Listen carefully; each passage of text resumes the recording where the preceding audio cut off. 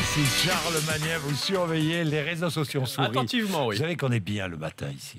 On est bien avec vous. On est bien.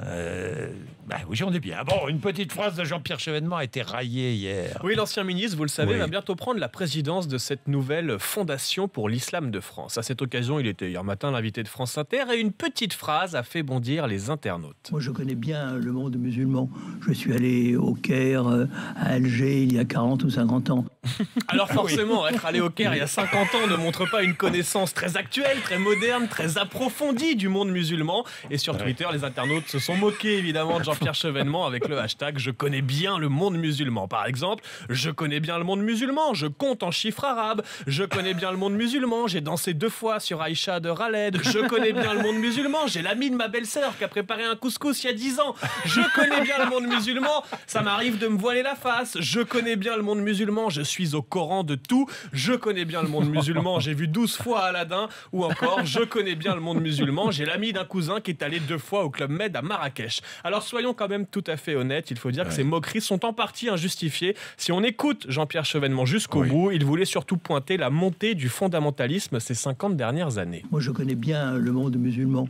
Je suis allé au Caire, à Alger, il y a 40 ou 50 ans.